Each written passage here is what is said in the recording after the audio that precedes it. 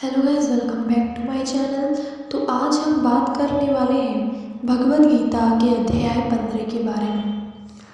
तो भगवद गीता का जो अध्याय 15 है उसका सार आज हम जानेंगे। तो आइए शुरू करते हैं। कौन है हम, कहाँ से आए हैं और कहाँ जाना है, यह प्रश्न कभी कभी हमारे मन में आता है। भगवद गीता अध्याय 15 में भगवान श्री कृष्ण इसी का जवाब देते हैं। कृष्ण बताते हैं कि हमारा यह संसार एक अविनाशी पेड़ है जो कभी मरता नहीं है। इसकी शाखाएं नीचे तथा जड़ें ऊपर की ओर हैं। इसका अर्थ है कि ऊपर परमात्मा है और नीचे शाखाएं यानी कि प्रकृति है। जिसने यह जान लिया है उसने वेदों का ज्ञान प्राप्त कर लिया है, और जिसने नहीं जाना वे अज्ञानी है। इस संसार रूपी पेड़ की जो शाखाएं हैं इन्हें अलग अलग योनियां मानिए। यह प्रकृति के द्वारा विकसित होती हैं।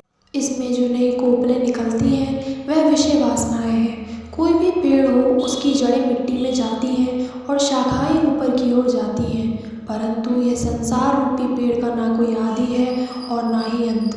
लेकिन यदि आप इन प्रकृति के 3 गुणों से राग, लोभ और मोह से बच पाएं तो इस पेड़ को काट सकते हैं। वैराग्य अर्थात निष्काम कर्म में अपना सब कुछ समर्पित कर देना।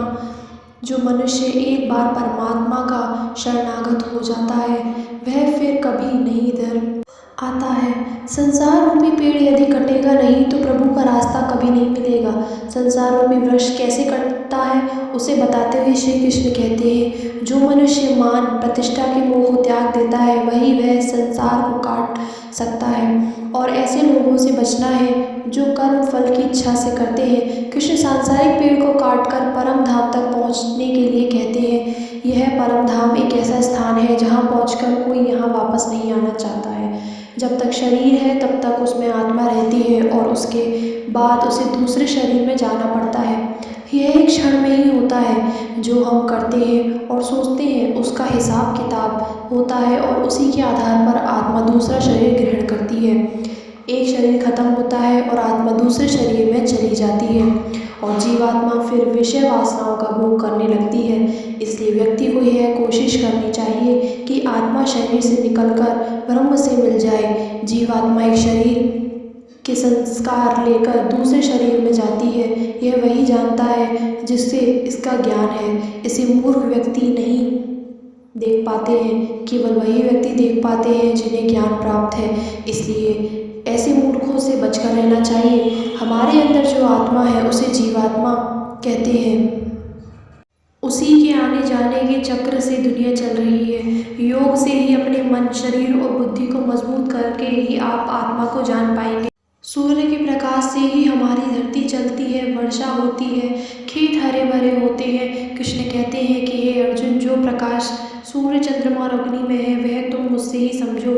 हम सब कृष्ण के संकल्प का ही नतीजा है। कृष्ण कहते हैं कि वे चंद्रमा में रस बनकर धरती में बारिश करते हैं और फसल में रस बनकर उसे पौष्टिक तथा स्वाद युक्त बनाते हैं। अन्न हमारा आधार है।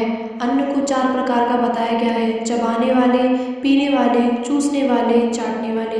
कृष्ण कहते हैं कि मैं ही अग्नि हूँ जो इन अन्नों को पचाने वाली अग्नि है। अतः हमारे संपूर्ण क्रिया का आधार स्वयं कृष्ण है।